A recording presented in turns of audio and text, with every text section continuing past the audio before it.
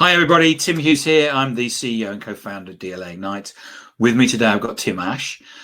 Tim is joining us, and we're going to talk about his book, which is Unlease Your Primal Brain. There it is.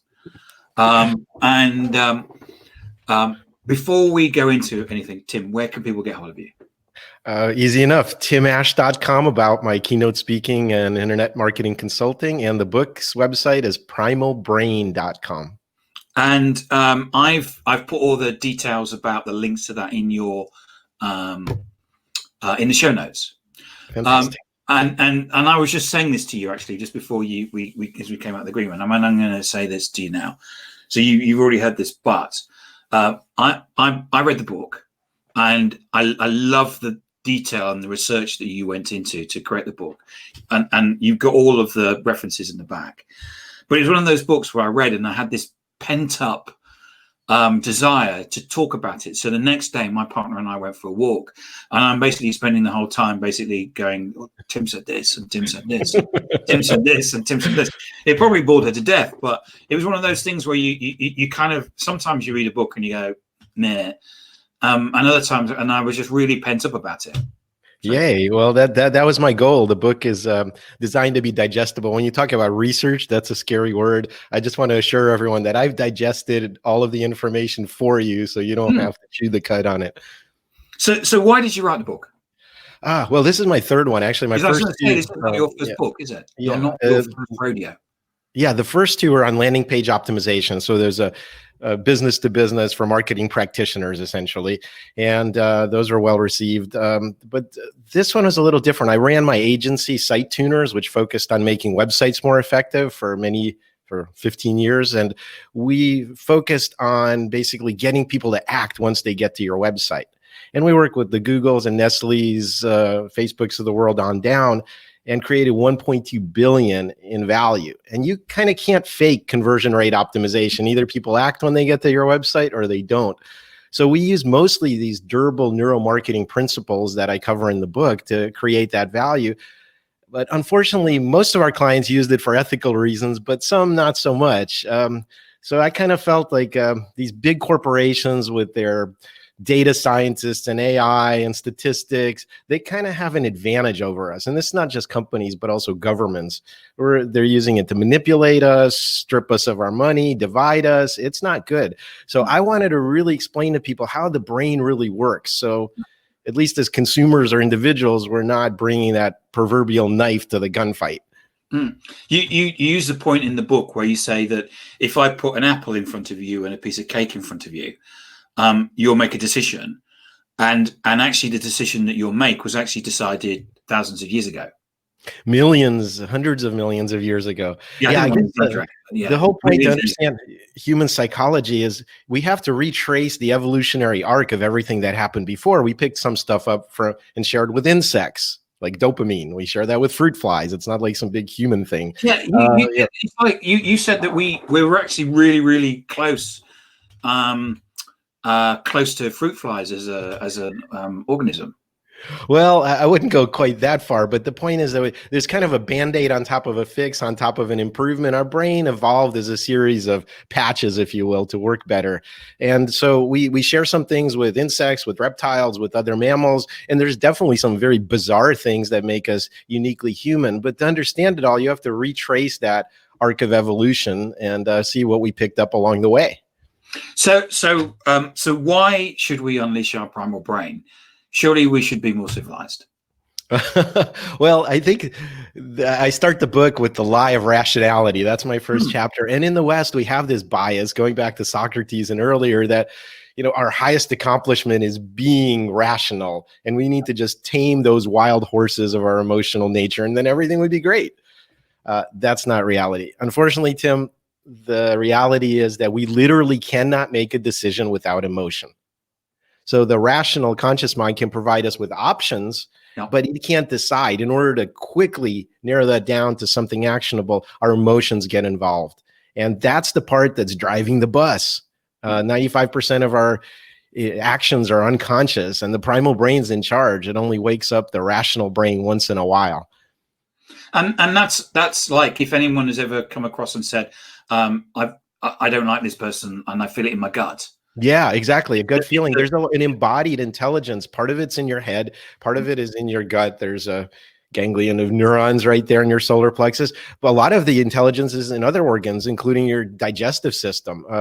The gut bacteria down there are the ones saying, "Send me more sugar," and that makes you want to have that dessert in the first place.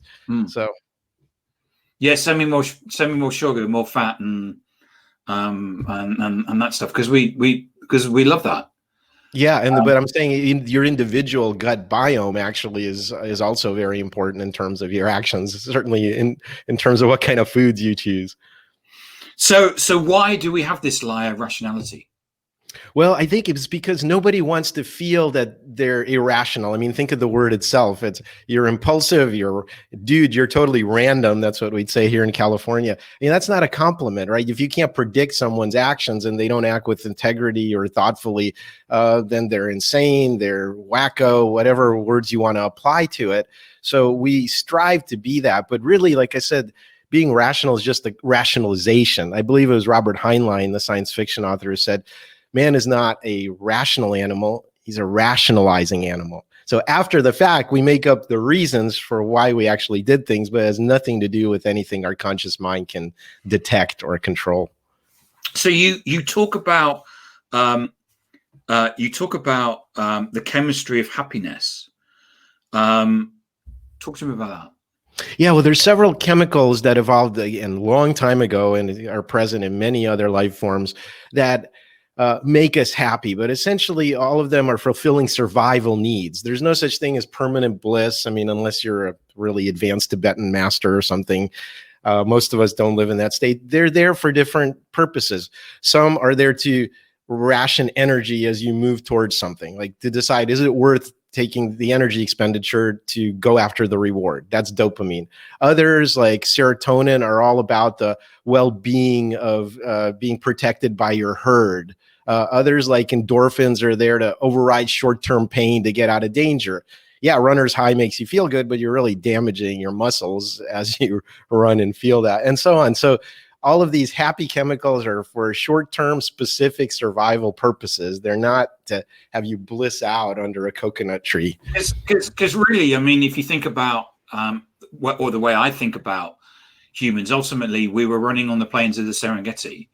That's right. And we got up in the morning, and our job was not to be eaten by a saber-toothed tiger. Yeah. And so what we did was that we formed communities, because if your mate gets eaten, it's not you. Learned to communicate. So you say, look out behind you, there's a saber-toothed tiger. Yeah. And all these things. Yeah, and those are things we share with all mammals. I mean, the difference between independent kind of species, like crocodile, lay some eggs, some of them will hatch into baby crocodiles. Not a lot of caretaking or watching out for the group there. Mammals are individually weaker, but we have the advantage of working in groups. However, that introduces its own set of problems, which is, how do we get along in the group? Then you have dominance hierarchies, who's the alpha male or female? How do I get the benefits of being in a group without the downsides of being in a group? And human beings are the most social by far of mammals, and that's our edge. Yeah, you also talk about the importance of sleep. Yes, sleep is critical. It's basically life support for all life on Earth. Think about it this way: nothing that lives longer than a few days. No form of life that sleeps more than a few days doesn't have some form of sleep. I know I put a bunch of negatives in there, but you get the idea. Or here's another thought for you. There's no major psychiatric condition that doesn't involve a sleep disturbance. Sleep is critical. You actually say that the society that we have is a society where it's good to be awake. Everybody sees sleep as a negative. It's like, how much more can we crash into our day? How much more can we binge watch? Should we check our email again? All of that stuff. Having that cell phone by your bedside, that's the first thing you see when you get up, and it's the last thing you put down before you go to sleep. And you're cheating yourself of quality of life. Because without sleep, the things that we don't realize is our creativity goes down the tubes. Our ability to read nuanced social expressions, basically the glue of civilization. without sleep, we become more paranoid and make rash decisions. So we can't be civilized. Back to your question about that. You used the point that because people, I remember in my 20s seeing how long I could go without sleep, because I thought it'd be a great thing, because sleep, it's kind of not interesting, is it? And in fact, you need the sleep because that makes you more efficient when you're awake. Yeah, and in fact, human beings, because we climbed out of the trees and started running around on the Serengeti, it became a much more dangerous environment. So unlike our ape cousins, we don't sleep 10 to 15 hours a day. We sleep about 8. So we have to have this super compressed sleep that's a lot more taxing and does a lot more cleanup stuff for us. Unfortunately, most of the value of that, especially in social situations, the REM sleep is tail weighted in the night. So if you're not getting that final 90-minute cycle of REM sleep, you're robbing yourself about half of your REM sleep for the night. So Right. it's the difference between 6 hours and 8 hours is massive. Don't shortchange your sleep. Right. So let's talk about the characteristics of the primal brain. Because I think, the thing that you point out is that that actually the brain takes an awful lot of energy. So if you look at animals, but you talk about, there's one organism that has a brain and it actually eats it, doesn't it? In terms of the that's right. Yeah. Well, it's a sea squirt, and it floats around on the currents, attaches itself to a rock, and then the first thing it does is metabolize its brain in order to create a digestive system, and then food just falls into its mouth for the rest of its life. So it needed the brain for the movement part of its life, but not once it's anchored to the rock.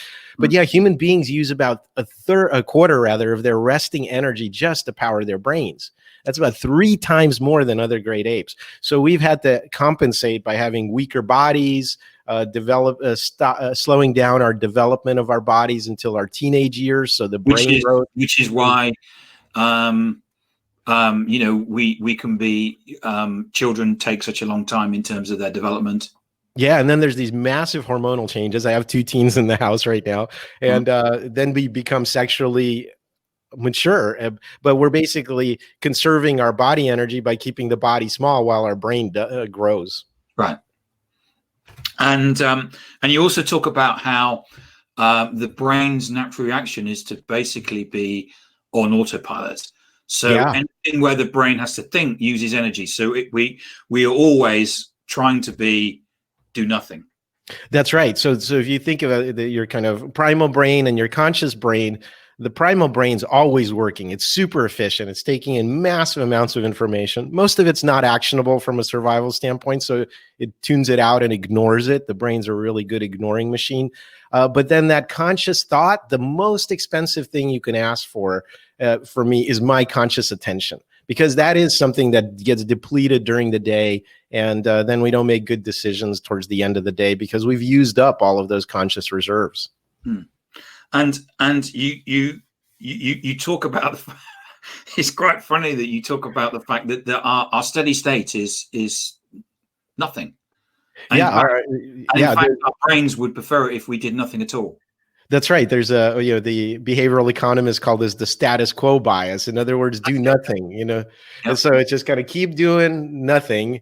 And unless you need to do something. So as marketers, I often talk about the need to get us off of our comfortable spot first. If you want me to act, you have to motivate me off of that do nothing position by either scaring me or trying to say, oh, life's going to be wonderful. But basically something needs to change is the key to effective marketing. Yeah. And you're right. In terms of the do nothing, it's just easier to do nothing. Yeah, so you're not always competing against the competitive option in marketing. Yeah. You're competing against doing nothing. Yes. Yeah. And you also talk about the fact that we're social learners. You give examples of that. Yeah, absolutely. That's a really critical insight from the book in the culture chapters. We evolved to be cultural learners. Instead of adapting physically to different environments, we placed this giant evolutionary bet saying, we can learn whatever we need to from our surrounding tribe, and that will help us survive in our immediate environment. So that means that we have to be fantastic mimics, that we need to learn who to learn from, and we need to spread knowledge unchanged through our tribe. Otherwise, it's going to gum up the works and won't spread knowledge as efficiently. And the scary thing, and you can see this playing out in politics often, we will often substitute tribal knowledge for our own direct experience, especially in times of uncertainty or fear. Right. What do you mean? Well, think about it. If I said the world is flat, and you said no, I had climbed up on the mast of the ship, and the horizon's kind of curved, and you know what the tribe would do? It would throw you off the freaking mast, okay? Because you're not going with that world is flat mentality, and you're gumming up the works in terms of how quickly that knowledge spreads. So we're very much focused on parroting what our cultural tribe does. There's no such thing as an independent person. And that's why we all wear jeans and we all wear t-shirts, because in effect what we do is that we try and in effect fit in with everybody else. Yeah, exactly. Do you have a phone? Is it an iPhone or an Android? iPhone. Yeah, that's because you've been brainwashed by the Apple tribe. I like to get work done, so I have an Android, by the way. But ooh, look what just happened. We probably started a holy war just there. Do you see how powerful that is? Sorry? It's very powerful being in the Apple tribe. Yeah. Yeah, it's and which moves me on to the next point, which is the need for belonging and validation. That is the most important need, again, especially among mammals, but especially within the mammal group, among humans. The most basic need is the need to belong, because we can't survive by ourselves. To be cut out of the tribe, to be ostracized, excommunicated, anything like that basically spelled death to our ancestors. And even though now those are just social consequences, we literally think of them in life or death terms. Because, if you think about where we were on the Serengeti, there would be one person that would make the clothes, and one person that would probably cook, and one person that would be, and you can't know all of those things. That's right. That's the advantage of evolution, that, or rather cultural accumulation, is that we can learn more from our surrounding culture than we could ever learn in a lifetime by ourselves. So you have 8 recommendations in terms of the primal brain. Should we walk through them? Absolutely. So the book describes the primal brain. Sorry. Can you remember what they are? Because from my book, I can't remember anything. I'm gonna cheat a little. I did write the book, but I'm looking at that chapter now. So the book, it basically describes the why behind evolutionary psychology, but at the end, I have a prescriptive chapter on how to be more primal. Getting sleep. We've already talked about that. Being in your body, exercise, being outdoors in a natural environment, critical. In fact, I believe in the UK. And you talk about the importance, sorry to cut across, the importance of that exercise being outside. Yes, it's critical. In fact, in the UK, they've actually diagnosed nature deficit disorder as a mental disorder, a problem. So get outside and move your body. And then access your intuition and emotions. In order to do that, you'd really need to kind of quiet all of the noise and busyness in your life. So if you have a daily practice, whether it's Tai Chi, yoga, just a good mindful walk, all of that is critical. And avoid addictions. We talked about the brain chemicals. As soon as you start using massive artificial quantities of those same chemicals that your brain wasn't designed for from the outside, you're going to just hammer your brain, and it never works the same way again. So we're talking alcohol, tobacco, anything. Absolutely. I mean, there's natural compulsions and addictions that are there just from the naturally occurring chemicals. But to just picking up our iPhones and getting the dopamine anyway. Well, that's the compulsion part. Now imagine if you're doing Molly or something. Now you're getting dopamine in huge quantities, or heroin and opiates and things like that. So try to cut down your addictions or stop them. And don't be a loner. There was a longitudinal study that said basically that the effects of being isolated is the same from a health standpoint as being a 2-pack a day smoker. Wow. That's how important social support is. So whatever you want to do, whether it's, Swedish stamp collecting or ornithology, or just get together with your friends and colleagues that do that and spend time with other people. Yeah. And then finally, learn and teach something. And that touches on the cultural thing we were talking about. We're not just designed to learn really well from others, but there's a pay it forward mentoring component. So if you're good at something, spread the word. And I really like that. The learn something and teach it. I think it's I mean, there's been various studies done on dementia and stuff, isn't it? Where you should learn a second language. You're lucky you know more than one language. Yeah. Because it actually gets you to think in different formats, and actually that's supposed to be not a cure for dementia, but it's supposed to people who speak more than one language generally don't or are less likely to get dementia. That's true. That's true. And then also just teaching and mentoring gives us a psychic satisfaction. There's a huge payoff to that, often more bigger than overt power, for example, or status in the group. Just the service of teaching makes us feel good. So whatever you're good at, teach it to someone else. And that's kind of part of the group.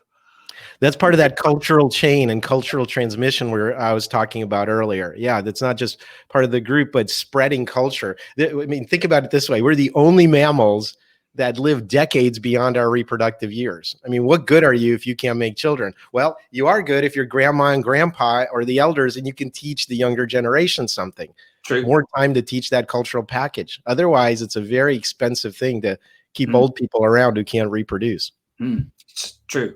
Tim, it's been great talking to you, and thank you so much for letting me read the book. It was, as I said, I couldn't stop talking about it the next day to my partner. Why don't you show the book again on the? Absolutely, yeah. This is called Unleash Your Primal Brain, ebook, audiobook narrated by me, and print paperbacks are available on my website. It'll be out everywhere in April. Cool. Thank you. Thanks, Tim. Remind people where they can get hold of you.